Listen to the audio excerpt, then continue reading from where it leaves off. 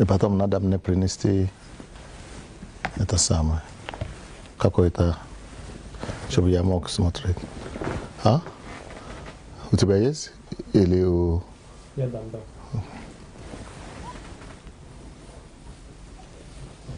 Надо написать тему. Ты же еще не написал тему. Или ты уже включил? Ну, тогда тебе придется на ходу. Change the reason for your crisis. Hello, everybody. Sandey Adelaja here. Today's topic is change. The reason, life topic, hashtag life. Change, the reason for your crisis. Change the reason for your crisis. Good evening, everyone. Good evening, good evening, good evening. Madam Nedat, что-то чтобы я мог приветствовать людей. Good evening, good evening, good evening. Who is there? Okay, I must have a program. Yeah.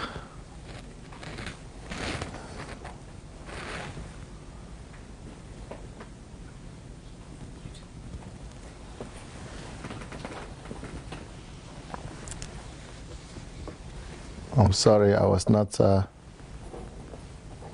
Okay, Mayo, why you are the first one today? Blessing. All right.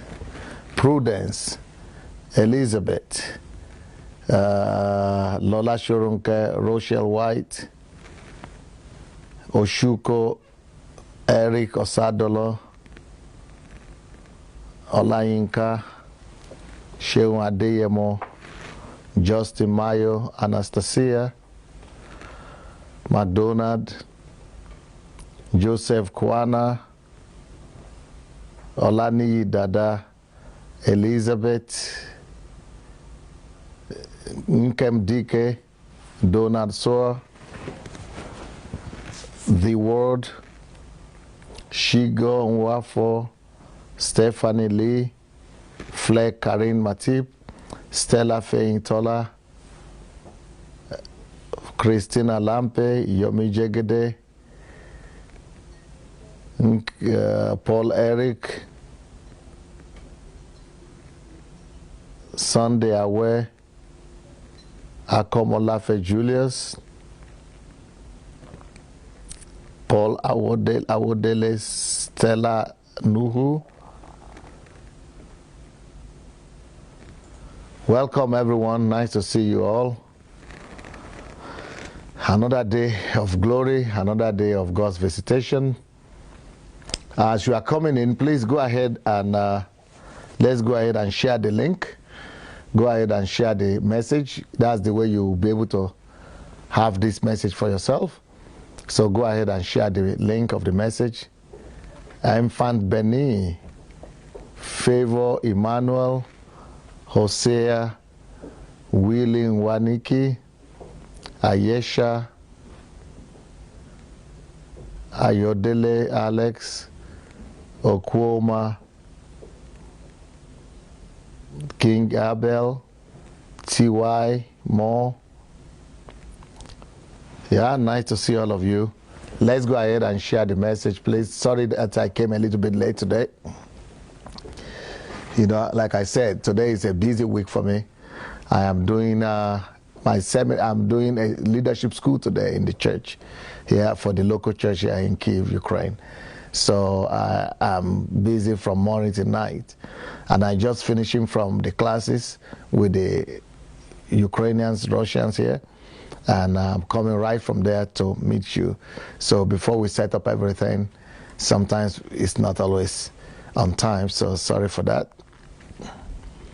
Josephine Onabo, Success, Tobinsi, Tokumbo, Afiniki, Emmanuel Rotimi, Gbemi Orekoya, Jesse Arnett, Oluwaseyi, Kiki Adetiba.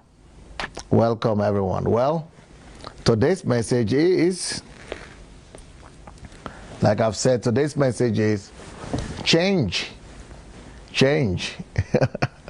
Change is a big word, but change the reason for your crisis. You remember yesterday, I think I spoke about comfort, the reason for your crisis.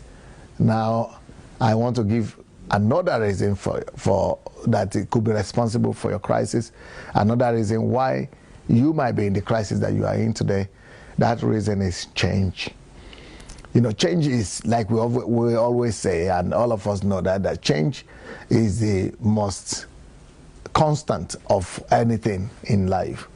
Is the most meritable constancy that we have in life.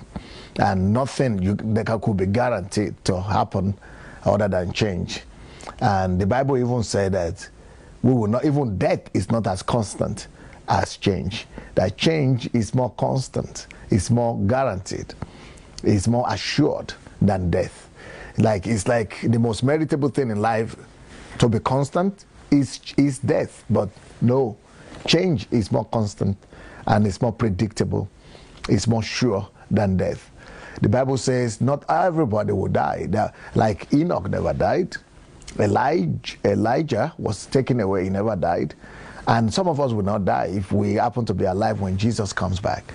So not all will die, but all will definitely change. That one is for sure. Everyone will definitely change. There is no way you will not change.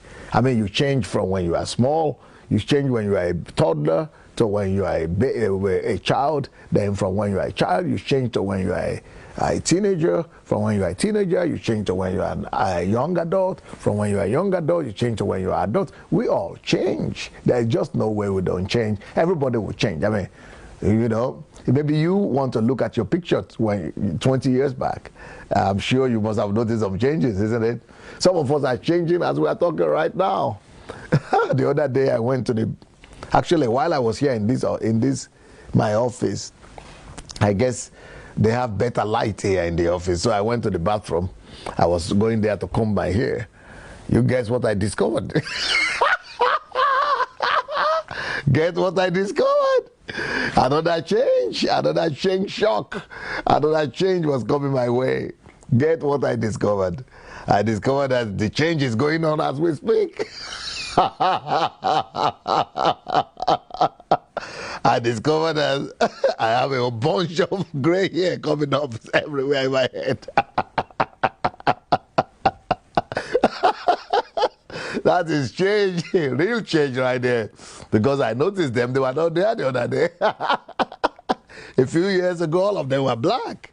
Now, I have some white things, you know, some white hair, you know, looking up, looking up at me.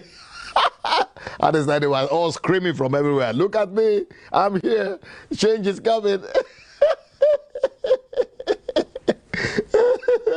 And all of us are going to experience that change. You are all going to experience that change, I bet you. You think you will never have gray hair? Well, let's see. So that's what we are saying, that change is the most meritable constancy that could be guaranteed. It is very guaranteed, it's very sure that change must come. And the thing with change is that it must come regularly, not just once in a lifetime change. It must be change that is regular. On daily basis, there must be one change or the other taking place in your life. So, but when we don't want to change, when we don't want to change, when you don't want to change, you know what that means? Anybody that is resisting change, you know what you're doing? Guess what? Anyone that does not want to change, I don't want to be in a hurry to tell you what to expect and what you are doing. Any attempt to escape change, any attempt to resist change, any attempt to run away from change, you know what it is? You know what it is? Any attempt to escape change, any attempt to escape change means an invitation to crisis.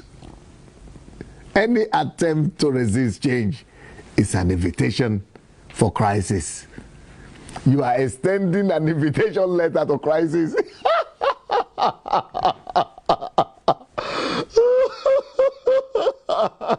If you don't want to change, you open door for crisis. Unwillingness to change is an open invitation. God will make sure He arranges a crisis for you right behind you. There is a crisis knocking at your door. It doesn't matter how much you try to hide from that crisis. It's going to come from where you never expected it. And God is going to make that person to press that button of the change that you are not expecting or you didn't want to have in the first place. So change is a constancy. Change is the only veritable thing that could be guaranteed in life. Change is a veritable constancy. Veritable constancy. You have to, there is no doubt about it. There is no running away from it. Change is something that we will all experience. And change is something that we can all know, and that we can not all run away from. None of us can run away from it. And any attempt from us to resist change or to run away from change will only land up in crisis and in more trouble, in more sorrow, in tragedy, and things like that. So if you say, it's just like saying somebody who is 5 years old or 10 years old, he says, I refuse to grow. I don't want to become an adult. I refuse to grow. I will not grow. You know that is not possible. And no matter, I say, okay, I will not eat. I refuse to eat because I don't want to grow. I will not eat. I will not do this. I don't want to grow. That will result in that person getting sick. That will result to that person being incapacitated. That person will become, bedridden. And eventually, it's going to, be a threat to his life. So the risk of changing is nothing compared to risk of remaining how you are. Any time that you decide to remain the way you are taking more risk than the risk of change. So to want to try to remain the same way all the time is taking too much risk. It's actually too risky. It's too risky. So for you to say, I will not change, I like the way I am, well, nobody is asking you. And what you are going to get is crisis. It's crisis. You are inviting crisis whenever you say you don't want to change. There are some people, we have, I don't know what you call it, they call it something, when young ladies, young girls, because they want to go for modeling business or they want to become a model, and they don't want to grow fat, they don't want to grow big, and they want to remain, what they call it, 90, 60, 90? They call it 90, 60, 90. They want to remain with a figure of 90, 60, 90. They want to remain tiny, thin, and slim, and that's what they think is beautiful. And they say, okay, they want to remain and have that figure, and they refuse to eat. They begin to restrain from themselves from eating. What do they call that problem? There's a problem like that when girls refuse to eat because they want to become models, and they become so emaciated, and they are not able to eat. And it become in some countries that's a very big problem. Can't remember the word they use for it, but it's not bulimia. Bulimia is when you eat and you throw out. But this is anorexia. Yeah, is it anorexia you call it? Yeah, anorexia. So anorexia is because it's a bigger problem than being fat. I mean, at least being normal. It's better for them to eat to just eat, regular. Just eat your food. Oh. It's not less danger for you to eat your food and get your weight on than to suffer from anorexia. Anorexia. Yeah. Anorexia. It's better to eat and put on some more weight. You take less risk. You have less danger. But when you refuse to eat that way, when you say, no, I just want to remain like I was, you are 26, but you want to remain like you are 16, or you are 30, you want to remain like 14, and just say, no, I want to be a model, I will not eat. You land up in the hospital in a bad shape. You are in trouble. You get anorexia, and you become a patient. And when you get that anorexia, you will not be able to walk. You have strength to go out. You will not have strength to dress. You will not even have strength to go and do the modeling work that you wanted to do in the first place. So you lose your opportunity. You lose your chance of even becoming that thing that you wanted to become. You even lose the job. They even fire you from that job in the first place because they don't need you that way. They don't need you to want to kill yourself. I actually saw a film. I saw a film of a girl that was suffering from that anorexia, and she was now weighing 40 kilograms or something. And, she was so bad, she couldn't even stand up from bed. She was so thin that she eventually died. I think she lost weight until she was 24 kilograms or something like that. So she became so skinny, they couldn't save her life. I mean, can you imagine? Only bones were weighing 24 kilograms, not just because she wanted to be skinny and be beautiful, as she said. Because she doesn't want to grow. She doesn't want to grow older. She wanted to remain the same way she was looking at 14.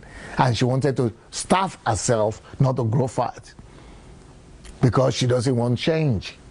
Any attempt to resist change is an invitation to a greater problem, to greater crisis.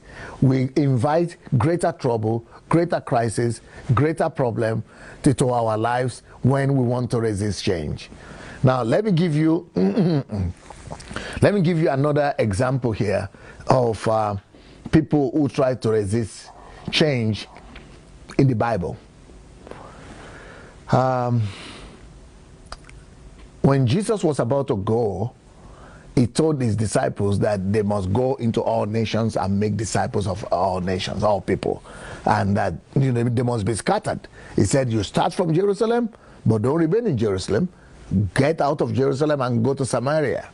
And when you leave Samaria, go to the end of the earth. So God was challenging the children of Israel not to remain in one spot.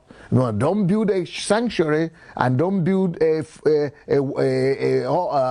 church where all of you just sit in and you get comforted and you are having so much comfort and so satisfied that you'll be catering just for yourself. So God was challenging the children of Israel the first Christians, our brothers and sisters, the patriarch of faith, that they should not just, try to remain in one place. And you know what they did, of course? They are like us. They are just like us. They got a good church in Jerusalem. They started a good church in Jerusalem. And having the church in Jerusalem means they didn't need to go anywhere anymore because Jerusalem was the capital. And in Samaria was not so beautiful. Samaria was not so as wealthy, was not so cozy as Jerusalem was. Samaria didn't have the money that Jerusalem had. Samaria didn't have all the resources and all the disciples and all the things and all the provision and the blessing that Jerusalem church had. So everybody stayed put in Jerusalem. Everybody just stayed in Jerusalem and started managing the affairs of the church.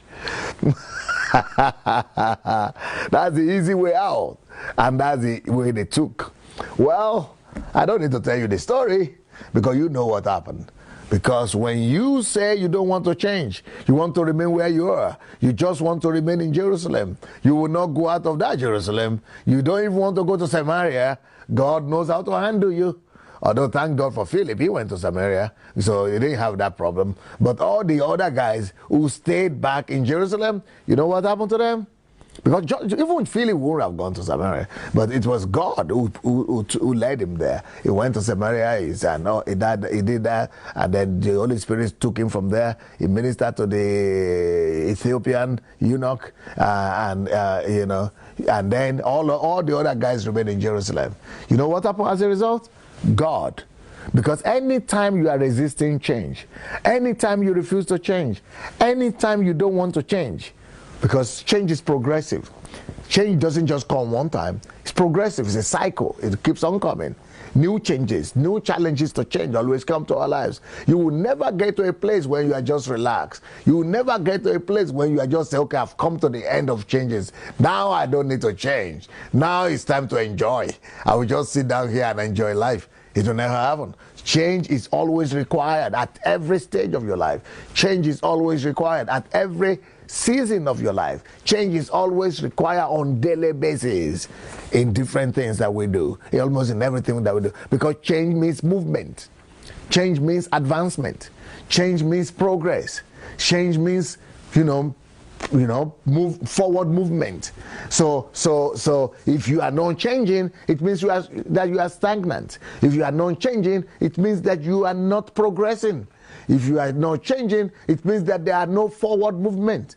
If you are not changing, it means that you are standing put. And if you are standing put, it means that you are going back, really. There is nothing like standing put in this world. Because any attempt for you to stand put means you are going back. Because the life is progressive itself. Life is dynamic. So since life is dynamic, you must join put and be more dynamic than the speed of life. If you are not even more faster, you are not changing faster than the speed of life, you are actually going back. You are going back because everything is passing you by and you are going back. So you are either moving forward or you are moving backward. Nothing like standing backward. Nothing like standing put in one place. And God will not allow that to happen to his church, because God knows if they will all remain in Jerusalem, the church would never accomplish its our agenda, our purpose on the earth. And the same thing with you. If you refuse to grow, if you refuse to constantly increase, constantly grow, you will never accomplish your purpose in life. You will never accomplish your purpose in life. So God will put you in a situation whereby you will be forced to grow. You will be forced to increase. You will be forced to constantly grow. Because if you don't do that, you will never accomplish God's purpose and God's desire on your life. So God knows that about the church in Jerusalem. And you know what he did? He said, you guys, you don't want to grow? You don't want to grow. You don't want to go? You don't want to change? You don't want to change. Okay, let's see now. If you don't want to change, don't worry. You remember what I said? Any attempt to run away from change is to invite crisis.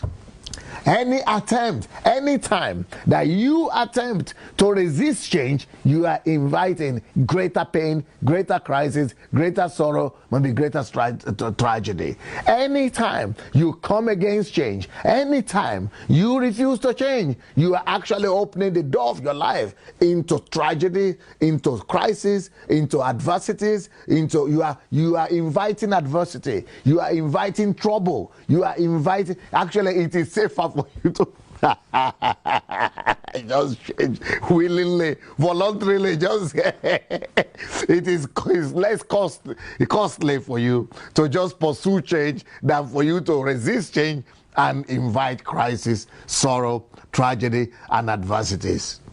Well, you know the story of what happened in Jerusalem. You know the story. You know the story of what happened in Jerusalem. Yeah, you know what happened there. God, because they will not go by themselves, because they will not change their disposition, because they will not go to the ends of the world like God told them to do, because they want to remain where they are, because they want to remain in their comfort, because they want to remain where they are used to, because they want to remain in their comfort zone. You know, we all like our comfort zones. Let me tell you the truth. We all like comfort zone, isn't it? We all like comfort zone. Don't tell me you don't like your comfort zone. Comfort zone means peace. Comfort zone insecurity. Comfort zone means predictability. Comfort zone means that I know what to expect. Comfort zone means that there are no changes. Comfort zone means that there are no surprises. And most of us don't like surprises. We don't like surprises, isn't it? Well, I tell you, the apostles were just the same people. They were just like us. They didn't like surprises, and then they didn't like uncertainty, because change means uncertainty. Change means you don't know what to expect in that sub-area, then you don't know what to expect to the end of the earth. You don't know what to expect. You don't know what's waiting for you. You don't know what are the amenities that are there or the infrastructures that are not there. You don't know what you are going to face. You don't know these uncertainties that are waiting for you. So you think the best thing to do is just to resist this change and pretend that you are not hearing what God is telling you to do. Just pretend that you are not hearing what God is telling you to do. You turn a deaf ear to God. Well, they tried to do that in Jerusalem. They tried to do that in Jerusalem. They would not go. They stood still. They stayed put. And while they were there in Jerusalem, God sent a horrible persecution against them. Such a bad persecution that they were all scattered. It was so bad that the whole city was destroyed. It was so bad that no church was even, at a point, there was no church remaining there. Lives were lost. Many of them were killed. Many of them their lives were destroyed. And they had to run for their lives, actually. They were scattered. They were scattered by force. By force. They changed. They lost their houses. They lost their security. They lost their comforts. They lost their comfort zone. They lost their peace. They lost their families, some of them. They lost their homes. They became refugees. But if they had gone on their own accord, if they had gone willingly, they would have got a job. They would not have become refugees. They would have gotten a house. They would have gotten a property. They would have, things would have been much more predictable for them. But because they were afraid of the negative or of the uncertainty that is connected to the change, they would rather sit put. But that's more costly. The price of change is more costly than the price of resistance to change. It's going to cost you less to change than what it will cost you to resist change, my dear. So, look into your life right now. Could that crisis that you are having be caused by your unwillingness to change? Maybe to change your location, maybe to change your occupation, maybe because your unwillingness to change your character, maybe your unwillingness to change your attitude, maybe your unwillingness to change where you are, maybe your unwillingness to change your mindset, maybe your unwillingness to change your paradigm, maybe your unwillingness to change your worldview, maybe your unwillingness to change your behavior, maybe your unwillingness to change your patterns, maybe your unwillingness to change your habits. What is it that crisis is trying to change in you? That's one of the questions that you must ask yourself. Anytime that you begin to have any crisis or any kind of changes, any kind of shaking, you want to find out, what is it that I need to change? What is it that I need to change? What is it that I need to change? God is working to get you to change something in yourself, to improve yourself, to become better, to go to a better place, to go from where you are to another place. So, and that's what I'm going to be talking about today. How do I know that the time has come for me to change? And I will be telling you, I'll be telling you more of that. How do you know that it's time to change? When do I know when to either to move on or to stay? I will also be answering that question for you today. And But one thing I want you to know is this, that all of us resist change, really, to tell you the truth. All of us, one way or the other, try to resist change. We all try to we all try to resist change one way or the other. We don't like change because we all like comfort. But it's not we who like it, it's our body who likes it. It's our carnal body, right? It's our nature, our human nature that likes it. We like to rather stay and keep things the way they are. We would rather keep things the way they are. And we think that is safer, but it's actually more deadly. It's not that safe. It's safer to move forward. It's safer to grow. It's safer to increase. It's safer to change. It's always safer to change. But in our human body, we think it's safer to remain the way you are. We think it's safer to remain in status quo. But actually it's safer to change. It's safer to change. But let me tell you what helps us to change. Crisis, trouble, problems, challenges, trials, difficulties. Those things are the things that help us to change. And they're some of our greatest helps. Crisis is one of your greatest help. Problems are one of your greatest helps. Trials, challenges, tribulations, they are some of your greatest helps. Adversities, they are some of your greatest helps. And because we fear change so much that let me give you an idea. We only change when we realize that the pain of remaining where we are or the way we are, the pain of remaining in the status quo, the pain of staying in the comfort zone, we only change that comfort zone, that status quo, when we realize that the pain to remain as we are, as things are, is more than the pain to change. So pain is our helper.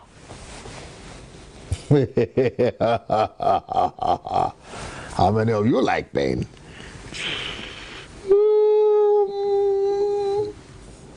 Who knows? Who knows? I don't think too many of you like pain. But let me tell you, the difference between the pain of change and the pain of crisis is this. When you decide to change by yourself, you are undertaking what we call voluntary pain. Voluntary pain. You are voluntarily putting yourself through pain.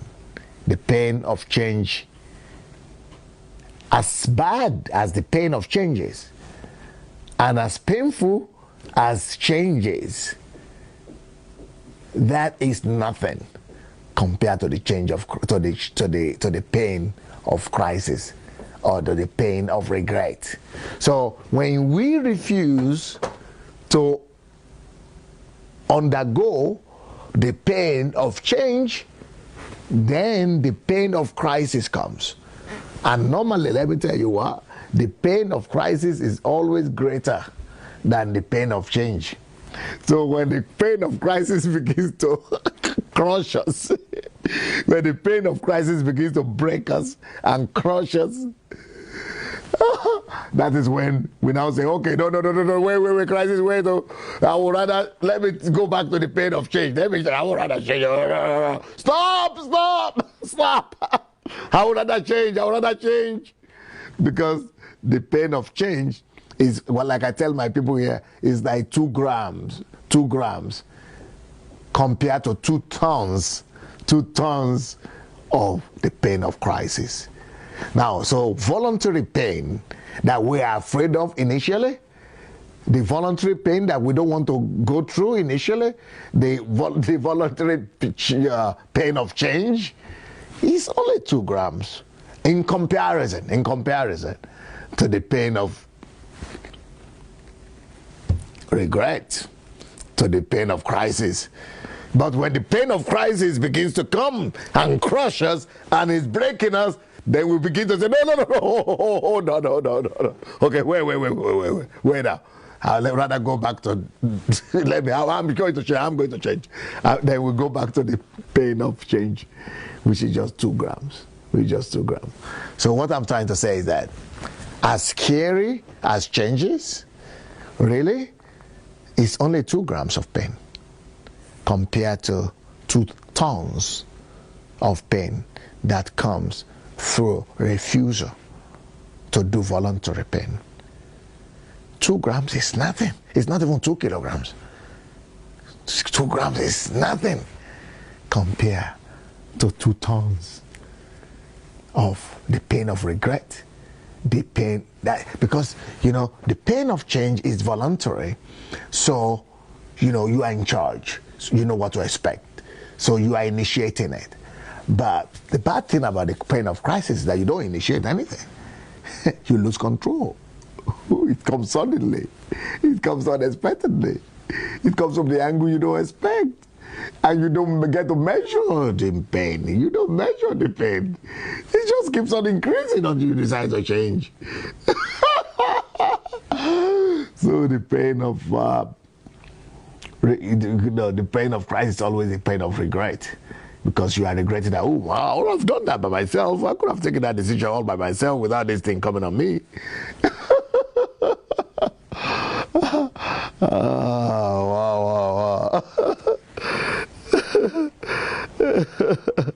So because God knows that our unwillingness to change will land us in greater pain, and God knows that our unwillingness to, our refusal to change will land us in 2 tons of pain, and because He knows that if we refuse that crisis, because the crisis that comes really is not as bad as consequences of refusal to change. So crises are our help. Crises are our push to help us change, so that we could still amend our ways and still get some things right. But if we neglect the suggestions of the crisis, if we neglect the help of crisis, if we refuse to change even during crisis, then we even get worse pain and worse regret and worse things begin to happen to us, because then things really go out of control. So crisis, therefore, is a blessing. It's a blessing in that sense. Crisis is a blessing in that sense. So, we are all the same. We are all humans. And only few people, like 3% of people, who are so disciplined to initiate changes by themselves, who don't wait for crisis to help them. And most of these people are very disciplined people. And we can all become like that, to initiate change, to always go ahead of crisis, and to always make sure that you are in constant change. And the way to do that is to, always be in the state of self-education, always be in search, always look for ways to change, ways to improve yourself. What are the new things to do on a regular basis? Always go forward, always be in search, always forge forward, always be in the forward movement, always be initiative, always working on yourself, always, discipline yourself. But because it's so difficult to live that way, some of us want to live in comfort, want to relax sometimes, and which is natural. But the more you initiate change, the more you embrace change, the more you go ahead and start the change voluntarily, the less crisis you might be able to, you might encounter. But it doesn't always guarantee you that you've done enough. So your crisis might be less than those people who don't want to change, but still, there are sometimes you might still need some crisis to give you even a greater push or a greater reminder of some of these areas where we have neglected or where you've refused to change. So so in that sense, you know, crisis could be a blessing to us. Crises are a blessing to us. So all those talk that people do in churches and charismatic churches of going to cast out demons and that Satan is always responsible for the crisis, you know, it's just funny. Just funny. I mean, if you say that all crises and all troubles, all challenges, all trials, and all adversities are from Satan, then when do you grow? Then when do you grow? Then when do you change? I mean, you know, religion is a bad thing. Religion is a terrible thing, because religion will tell you that you need to fight against crisis. You need to fight against change. Religious is a terrible thing. Religious is a terrible thing. That's why Christianity is not a religion. Christianity is supposed to be just a relationship with the Lord, a loving relationship with the Father. And if you are really relating with the Father, if you're really intimate with Him, you are changing from glory to glory every day. God is progressive. God is dynamic. And there is no way you walk with God, truly walk with God, truly know God, for you not to change. God is about change. But religion is about lack of change. Religion doesn't want you to change. Religion wants things to remain the way they are. And religion is telling you, fight change. Fight change. Fight crisis. Fight problems. Fight adversities. Fight trials. Fight challenges. But there are some that we need to fight, especially if we think that they are evil. I mean, there are problems that are caused by the enemy, by Satan, and, you know, to destroy us or something like that. But there are things you need to fight against. But some of them, they are actually supposed to spur you and to help you make advancement, make progress, to help you grow, to help you mature, to help you come out with some inventions, with some creative things. I mean, most of the things that we're having right now in life is as a result of crisis. I mean, why do we have transport? Why do we have cars, planes, sheep?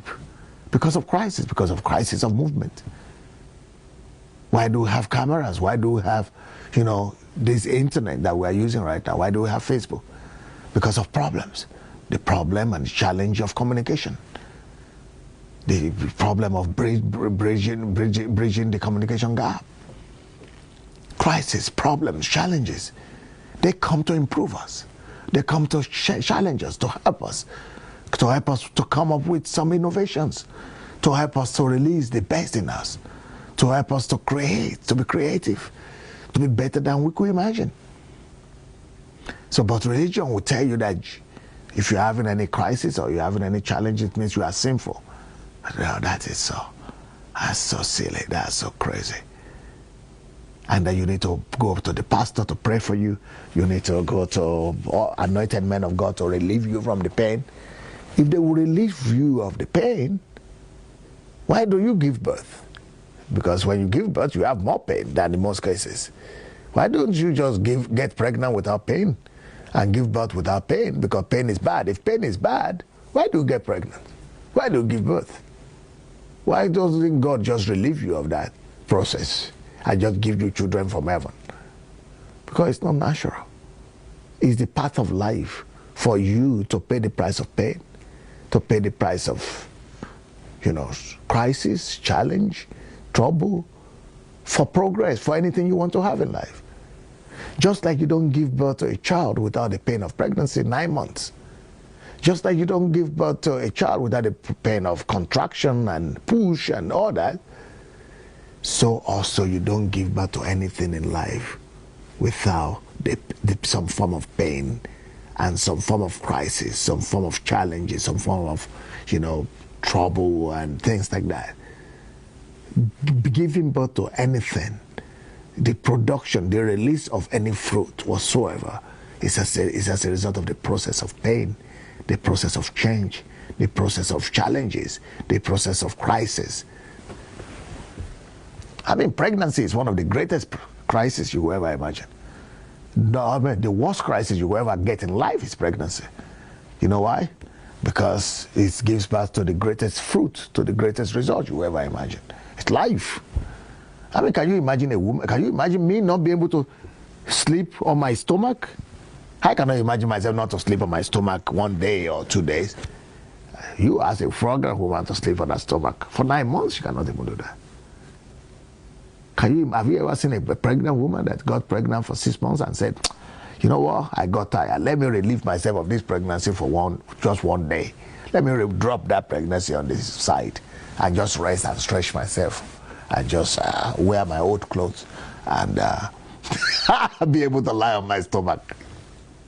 So after 2 days or 1 week of rest, I will get the pregnancy back. It's crisis every day if you're pregnant. Crisis every day. You don't know what to eat. You feel like eating, then you don't feel like eating anymore. Then you say you want to eat. You want to eat banana, plantain, fried banana, and while they are frying it, before it's ready, just before it's about to be placed on the table, you say, no, I don't want it anymore. I want beans. You don't even control it because you just don't know what is happening to you. That's the greatest crisis. And you have tried all your best to keep that your figure, to keep that your stature, your figure, your stature, and to keep yourself slim and beautiful all your life. Then you get pregnant. Crisis. Crisis. Big time crisis. You lose your figure. Everything goes awry. Out the window it goes. Then you give birth. Then you have to start another crisis to try to get that weight back. It's all crisis. Then when the water comes out and it's about for you to give birth, then that all the 9 months of crisis was not crisis at all. Real crisis begins now.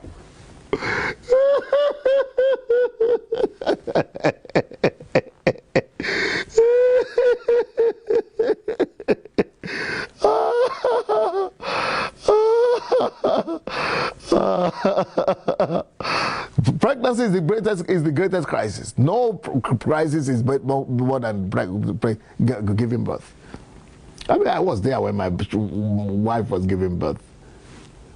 I mean, we went through classes with her. 6 months, we were going to classes of how to give birth without pain. Have you ever heard some of those classes? Have you ever heard of them? When they tell you can give birth without pain, go into the water and give birth in the water, and you know the husband has to be there. You have to massage the back. We practiced everything. Everything was good until until the real thing began. Until the real process started. And when she started giving birth, and my wife started, laboring, the labor started. When the labor started, and she was, her legs were up there, and and I knew what I was taught. I needed to massage her back, and she said, "Yeah, I massage my back." As soon as I began to massage my back, remove your head. You go. Okay. Stop. Okay. Then start.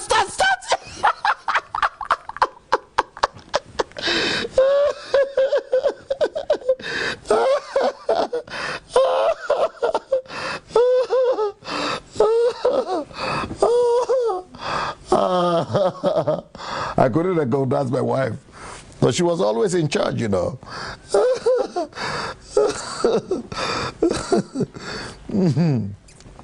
She was always in charge. My wife is a cool person, always quiet, always in charge, always taking charge of her emotions, always well behaved, always, always cool, always quiet. But here,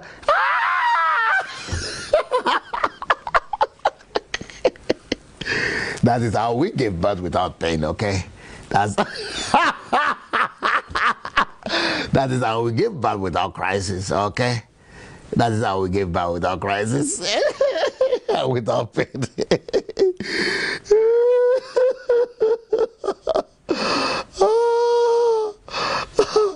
You know what? It left such a strong mark on me that I told my wife. We were still planning to have 3 more kids. I said, Princess, those 3 kids, we'll take them. We'll take them from the foster home or from the orphanage house. We'll take the other children. Don't worry. Just forget about it. No more children. No more children. Oh, there are so many children out there who are begging for parents. Let's go and pick them from there. I don't care. No more children. Finish. Finito. Finish. Finish. I don't want to see this thing again. Not just that I don't want to see it. I don't want to see my wife in that state anymore. I can't stand seeing my wife in that situation anymore. I can't. If God wants us to have children, let him take care of it. Or we are going to have them from somewhere. There are so many children running about and praying for God to give them parents. We would rather go and get them from there. You know, no. I mean, that's the greatest crisis. That's the greatest crisis. Wow. So what I'm saying is, crisis is something, you cannot just tell people that, if they have pain, that is Satan. So if a woman is pregnant and she's giving birth, she's having pain, is that not natural? It's natural. If she's pregnant, if she's in labor, she's having pain, is that not natural? It's natural. And so, pain sometimes is a helper. Crisis sometimes is a helper. It's not always all the pain that are bad. It's not all the time that pain are bad. It's not all the time that crises are bad. Sometimes they are needed. Sometimes they are needed for you to be able to give birth to your destiny. You can never give birth to your destiny without pain. You can never give birth to your destiny without crisis. You can never give birth to your destiny without some form of, some form of trials or some form of trouble or challenges. I mean, those are the things that help you to actually get to where you need to get to. Those are the things that help you to get to where you need to get to. All right. Okay, let me give you. I promised you that I was going to give you some hints on when do you know that it's time to change and it's time to move forward. First of all, life is dynamic. You must always change, and you must always strive to change and strive to move forward. Always change. Always work on yourself to change through self-education. Always work on yourself to change to find out new things that you don't know. Always push yourself to get self-education, to change your mindset, to expand your worldview, to work on your character, to change your behavioral patterns, to change your value system, to improve your value system, to change your character, to, just always work on improving yourself. That's a process of change. Change must be daily, and change must be dynamic. So that is one thing. Secondly, try to understand and follow change according to the leading of the Holy Spirit. Holy Spirit is in all of us, so follow the leading of the Holy Spirit and let God lead you to understand on constant basis what are the things to change. If there are no things to change, if you are not seeing anything to change around you or in your life, you are in trouble. That's the biggest crisis. If you don't see anything to change, if there are no things to change in your country, if there are no things to change in your society, in your church, and in yourself, you are in trouble. Because then it means crisis will help you. It's only crisis that will help you to change. When everything is stable, when everything is just cool, when you think that everything is just, running on well and smooth, that is the biggest danger. You are getting ready for some tsunami. I'm sorry, you are getting ready for Matthew. Right now there is a Hurricane Matthew coming to Florida. You are getting ready for either Matthew or Hannah or whatever hurricane. They give them different names. I don't know what your own name of the crisis will be, but it's going to be a very big hurricane. It's going to be a very bad one. It could be a tsunami.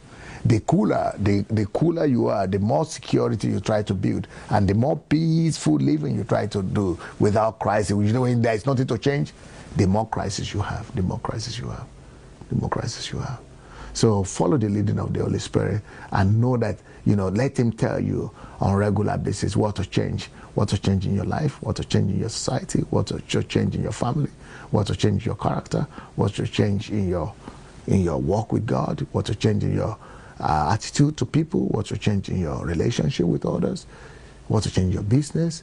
The more changes you are experiencing and the more regular your changes are, the more stable your growth and your increase will be. So always desire, always make sure you are walking in, constant change. This the better for you, the better for you. So the next thing you want to make sure is happening is that, when do you know how to change? You know it is time to change or do things differently when you are no more excited about the things you are doing. When the thing that you are doing or the things that you are involved in no more excite you. When you are just going through the emotions. When you are just going through the process. When you are doing something just what you say out of obedience or out of faithfulness, but you are not really getting excited out of it. You are not really getting excited. You are not really excited about it. You are not. And you used to be excited about it. You used to be excited about that thing. It used to give you a lot of energy, but it's no more giving you any energy. It's no more giving you any excitement. And then it's time to change. It's time to change. When you are doing, it's no more giving you any zeal, and no more zeal, no more enthusiasm, then it's time for change. The next thing that makes you to know that you need to change is,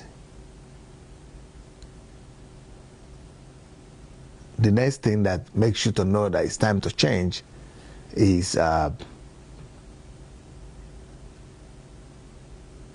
when you discover that that thing you are involved in or that thing you are doing is giving you more regression rather than progression. When you are experiencing more regression as a result, more than progression, that is, the thing is not helping you to grow. It's not changing you. It's not improving you. The thing is not, moving you forward. You are not moving forward as a result of that thing, but you are actually moving backward. If that is what is happening, that thing is not helping you. You are not growing forward. You are not moving forward. You are moving backward. Then it's time to change. It's time to change. If it's a relationship that you are having and that relationship is not facilitating your growth, the relationship is not bringing you closer to God, or the relationship is not bringing you, closer to your vision, to your goals, to your mission, whatever you are involved with, whatever you are doing, and it's not making you to be better, but it's rather taking you down. It's not bringing raising you up, but it's actually making you to be regressive. You are more regressive than you are progressive. You are not growing, but you are actually going backward. That is tragedy. That is a tragedy right there. You want to stop that relationship. You definitely want to stop that relationship, because any relationship that is not causing you to grow, any relationship that is holding you back from your height, from your vision, from your purpose, or from growing stronger in God or closer in relationship with the Lord, any such relationship is a challenge. You have to drop it, and you have to change. It's time for you to change.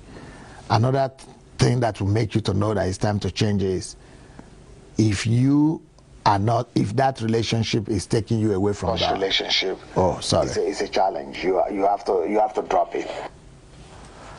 If that relationship is taking you away from God, and you know that relationship is not increasing, if that relationship is not increasing your relationship with God, if whatever you are doing, that activities is not bringing you closer to God, but taking you away from God, then it's time for you to leave. It's time for you to stop that relationship and just drop it and drop the relationship. Okay, I was looking for something here, but don't worry about it.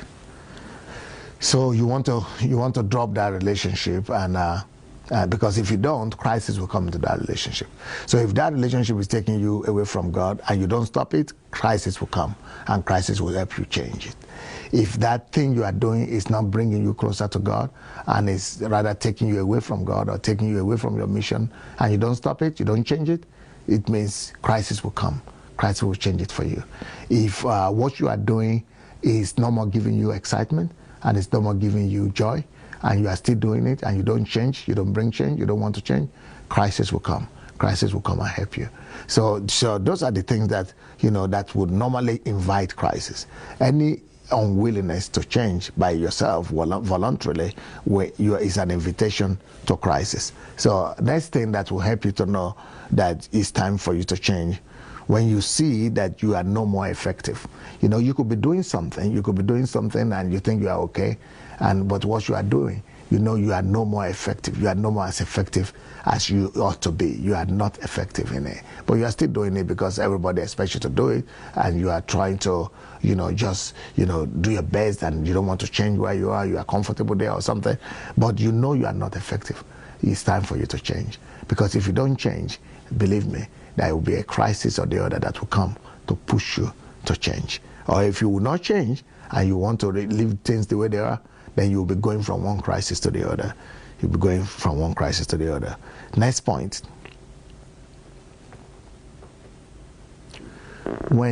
Whenever the people that are in your life stop exciting you, it means it's time for you to move away from them. If they are your family members, you need to build another relationship with them. You need to change the kind of relationship you're having with them. Maybe you need to leave the home. Maybe you need to live separately. Maybe you need to begin to build you need to just change the kind of relationship. Maybe you need to change the relationship from dependent relationship to a kind of more independent relationship.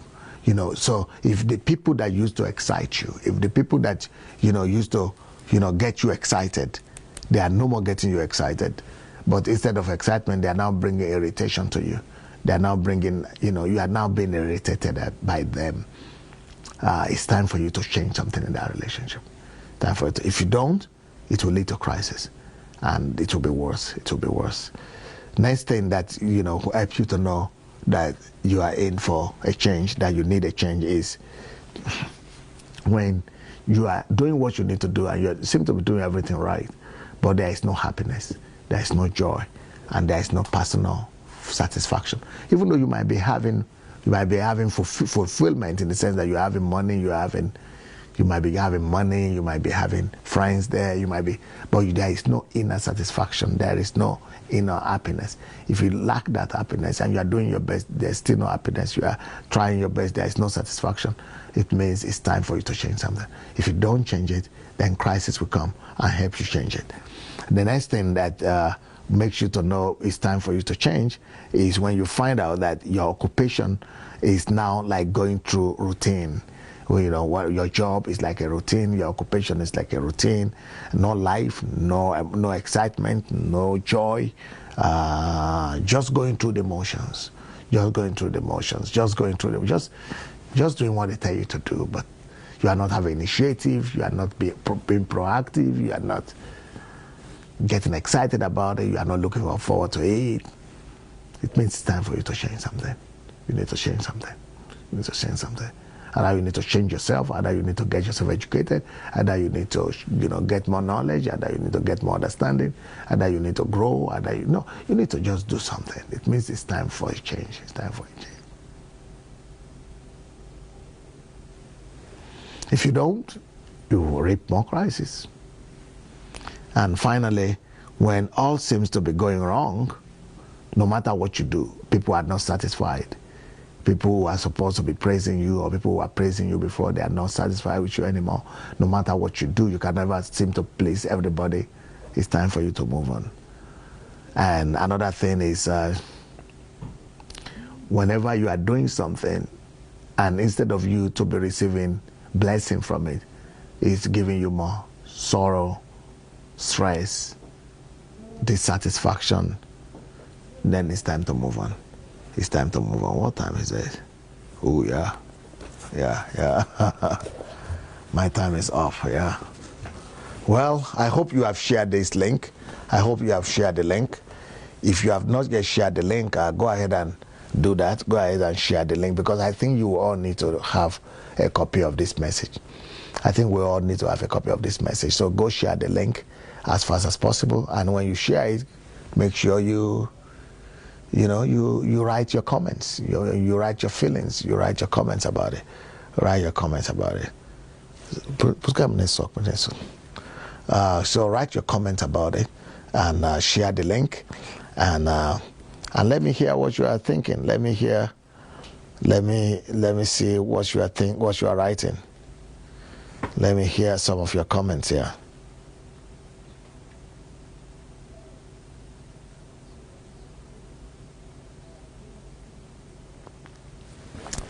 Okay, here we are. T.Y. Moore say, thank you so much, Dr. Adelaja, helping us to embrace change. Wow, I'm so enlightened. Adamu Bash, very correct, sir. Gladys says, ha ha ha, this is hard talk, hard talk. Pastor Sandey Adelaja, is hard? It's true talk. It's true talk. Dupe God says, in a relationship that always makes you cry, you need to tell the other person so that he does not just use you and lie on you. Please move on and don't die there. Yep. Prudence says, change when not happy, even if productive. Change when it's a routine. Change when no praises. Change when in sorrow. Yep.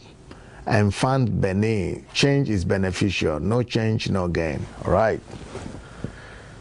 Layo Charles Emmanuel, speechless. I learned a great deal. I enjoyed myself with the message. I enjoyed the fellowship with the family on this platform. What more can I say?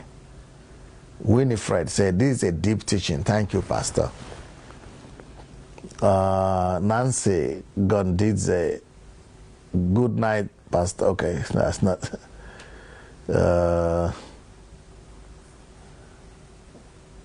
Francis says, change is all we need to move forward. TY, yesterday I was struggling with my son leaving home, and Dr. Adelaj's encouraging testimony about his son sent to Africa at the age of 11 really helped me through a painful transition. Papa Macaulay says, thanks for this, sir. I think an altar call will be great.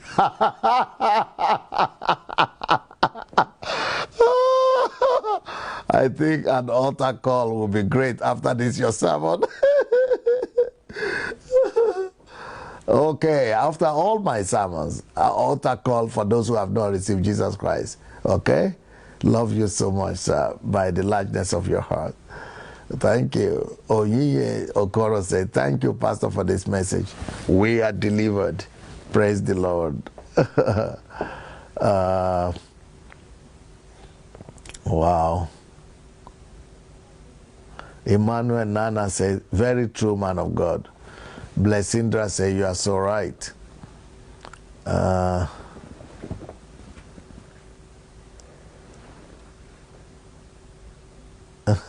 Gladys say, listening, sir. It's a job. Time to change something. Adeola Disu say, wow, wow, wow. Afolabi say, a broken relationship is far more better than a broken marriage. Adeola says, thank you for this message, sir. Adamu says, true words, sir, I believe. Diamond Miller, thank you, man of God, I love it. Stacy say, crisis is a catalyst for change. Ufoma, wow, glad to hear this.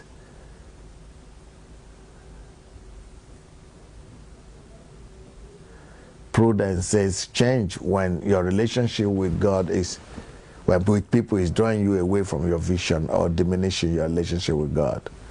Nkem DK, need to know the difference in relationships. Doesn't God give grace in relationship? Funke Orude, if that relationship is marriage, what do you do? You just change the relationship. You stay in the marriage, but it doesn't mean you leave the marriage, but you change the relationship, the responses in the marriage. How you perceive your each other, how you relate to each other. You change your patterns, your routine in the marriage. You don't change the spouse. That's not what I'm talking about.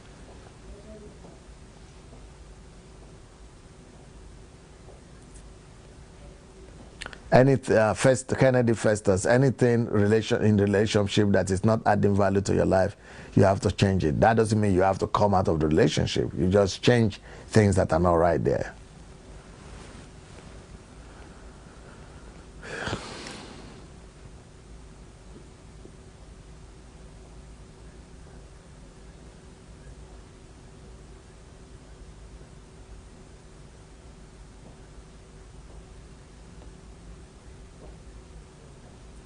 Okay.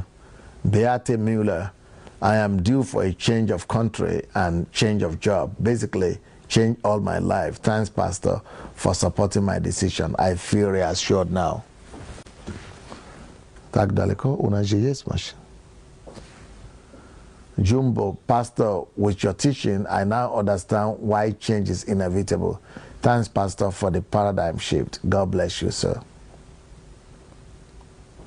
Gregory Femi, thank you, Pastor. I am driving, but have to park and listening to you. Love you, Pastor. Funke Orude, if your marriage is not taking you to God, should you change your husband? No, you don't change your husband. You just obey God. You just change your attitude. Edwin Amini, Pastor, you are preparing an army. I can see. Thank God. Glory Bay. Thank you, Pastor. We have to learn how to embrace our struggles and challenges for change to take place. Awesome teaching, Dr. Adelaja. Blessings. Jonah Okekunle. Thank you so much, sir, for opening my eyes to see where I needed to apply changes in my life. God bless you richly. Thank you.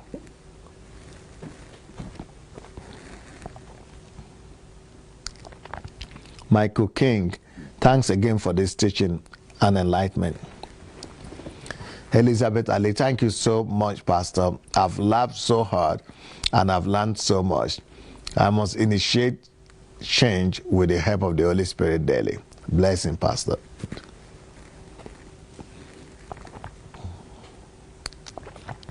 Michael Oyeka, I am getting better since I started listening to you, Pastor. Sandra, the lesson in this message is great, sir. Change is a constant thing, and we must learn to embrace it. Thank you, sir.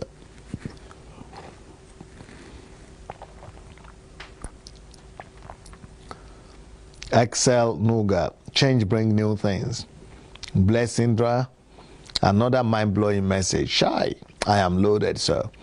May God continue to bless you for us. Sir, I love you so much, Pastor. Thank you.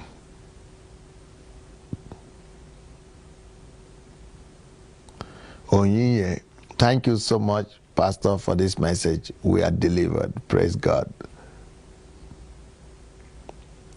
Afolabi Victor, if your vision does not stretch you, it cannot impact the world.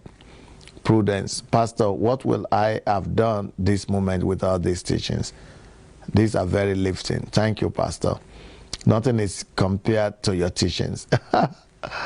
Spiritual satisfaction.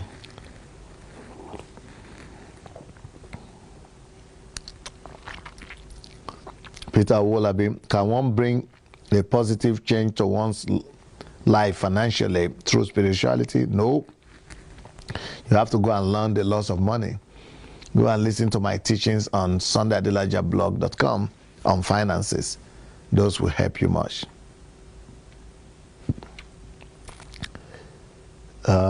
Peter, Liberty West, you are truly amazing, sir. And may the wisdom from above in your in you increase as you release to others. Olaolu, I have changed so much since I came in contact with you. Thank you for your obedience and intimacy with the Father.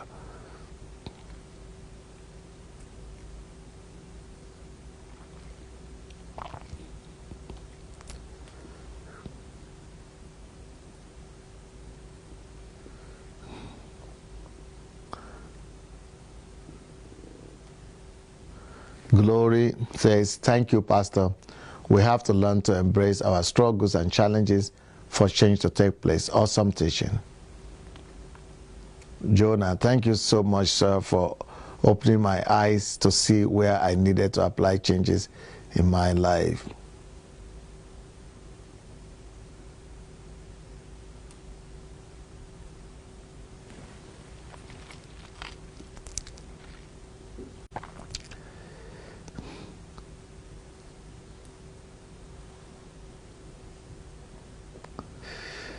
Funke Orude, he cannot take you to God and you are trying to take him, but he won't budge. What do you do? And you keep praying and even fasting. What you do is face God, focus on God and please God. And, don't wait to try to get your husband to follow you before you please God. Go ahead and please God and leave him to cash up.